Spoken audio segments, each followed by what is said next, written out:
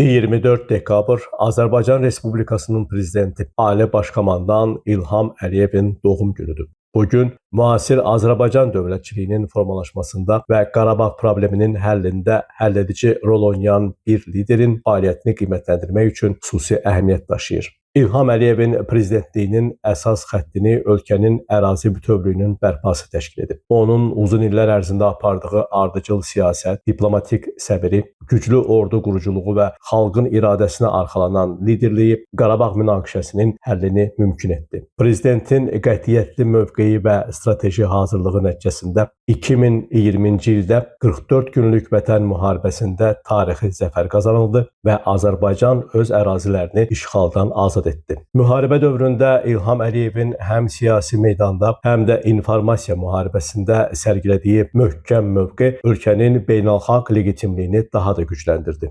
2023-cü ilin sentyabrında keçirilən lokal antiterror tədbirləri ilə Qarabağda Azərbaycanın tam suverenliyi bərpa olundu və separatçılığa son qoyuldu. Bu, prezident İlham Əliyevin illərlə qurduğu strategiyanın məntiqi nəticəsi idi. Bugün Qarabağda geniş miqyaslı bərpa və yenidən qurma prosesi gedir. Ağıllı şəhərlər və kəndlər, yeni yollar, hava limanları, enerji layihələri bölgənin tamamilə yeni simasını formalaşdırır. Dövlət başçısının rəhbərliyi ilə Qarabağ və Şərqi Zəngəzur modern inkişaf modelinə çevrilir və böyük qayıdış həyata keçirilir. Eyni zamanda Azərbaycan iqtisadiyyatı sürətli şəkildə inkişaf edir. Ölkənin nüfuzu hər keçən gün artır. Daxili siyasətdə İlham Əliyev əhalinin rifahını artırmağa xüsusi diqqət göstərir. Təhsil və səhiyyə sahələrinin gücləndirilməsi, iqtisadiyyatın diversifikasiyası, investisiya mühitinin yaxşılaşdırılması və regionlarda yeni iş yerlərinin yaradılması istiqamətində mühüm addımlar atılıb. Nəticədə Azərbaycan iqtisadiyyatı sürətlə inkişaf edir, vətəndaşların həyat səviyyəsi yüksəlir və sosial rifah təmin olunur. Prezident İlham Əliyev xarici siyasəti ilə Azərbaycanı regional və beynəlxalq güc mərkəzinə çevirib. ABŞ və digər beynəlxalq tərəfdaşlarla qurulan möhkəm dialoq, mühüm səfərlər və sülh təşəbbüsləri ölkənin beynəlxalq nüfuzunu artırıb. İlham Əliyevin strateji mövqeyi sayəsində bugün Azərbaycanın regional və qlobal arenadakı rolu nəzərə alınmadan qərar qəbul edilmir. Ölkə başçısının uğurlu siyasi iradəsi nəticəsində bu il əldə edilən ən mühüm nailiyyətlərdən biri də avqustun 8-də keçirilən Vaşinqton görüşü olub. Qeyd edək ki, məhz həmin görüşdə prezident İlham Əliyev, ABŞ lideri Donald Trump və Ermənistan baş naziri Nikol Paşinyan sülh sazişini paraflamışdı. Prezident İlham Əliyevin doğum günü